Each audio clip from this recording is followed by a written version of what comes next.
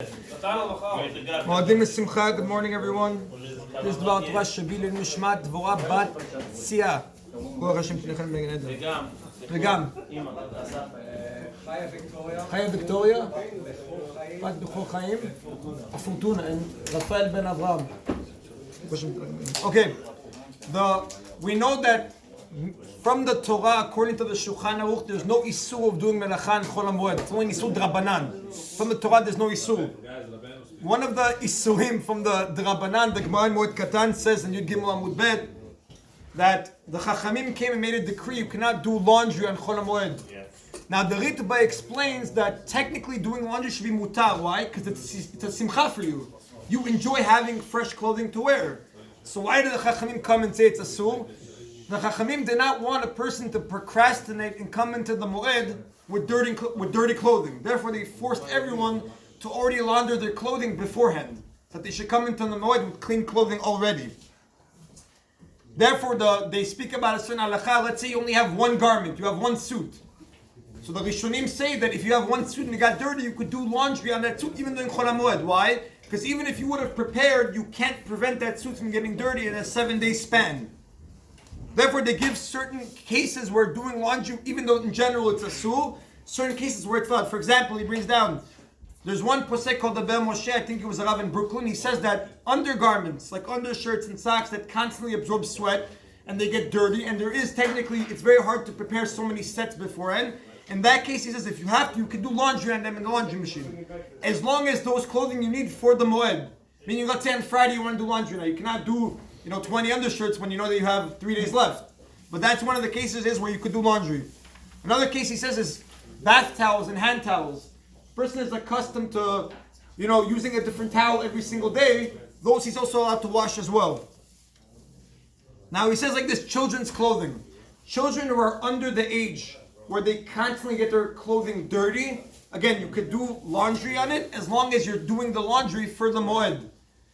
Even though you're allowed to do laundry on their clothing, you cannot throw in your own clothing. You cannot say, since I'm running the machine, let me throw in my clothing. If you can't launder your clothing, you cannot throw it in either. Somebody asked me if his nanny always just takes the laundry and she puts it in the machine. The halakha is you have to tell them not to do it. You have to tell your nanny, do not launder his clothing. Rav Yitzchak says, if they did it, there's no isur anah, you could benefit. Let's say he speaks about, let's say you're doing your kids' laundry, right? You cannot throw in your own clothing during Chol HaMoed because it's asur.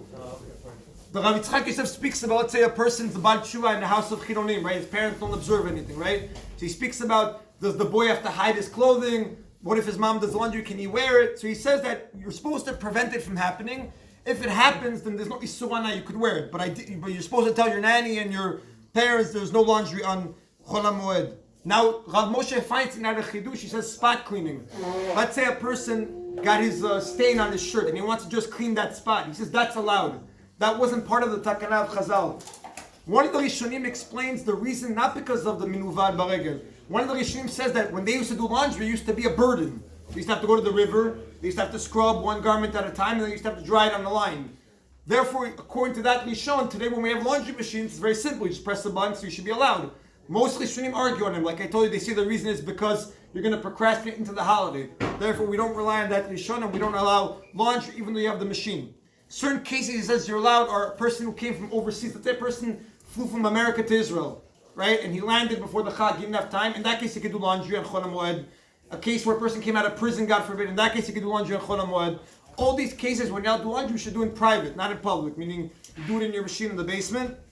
And if you want to dry children's clothing on a line, that's mutar, he says, because people can recognize that it's a child's clothing. Now he says like this, we said, any clothing that the Chachamim say you cannot do laundry, you cannot give it to a dry cleaner, you cannot give it to a goy. It's the same isur. Now he says like this also, the handkerchiefs that people use to blow their nose, that's also allowed, that's not part of the takana either, because that's again like hand towels that you constantly go through.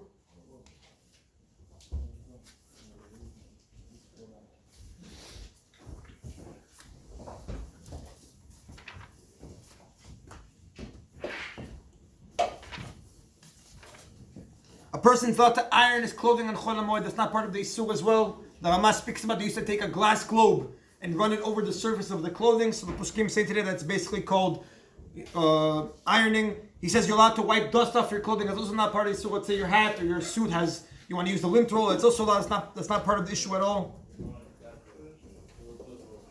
He says you could polish your shoes. That's also not part of the issue. You don't have to be machmir because it's kavod moed. You're allowed to. He says polish silver. It's also mutar for the tzorach moed. Last halacha he says that there was a certain chumrah people had that they wouldn't wash the floors on Chol HaMoed, but he says Sfaradim are completely matir, where you can wash the floors on Chol HaMoed with no problem at all. Now somebody says he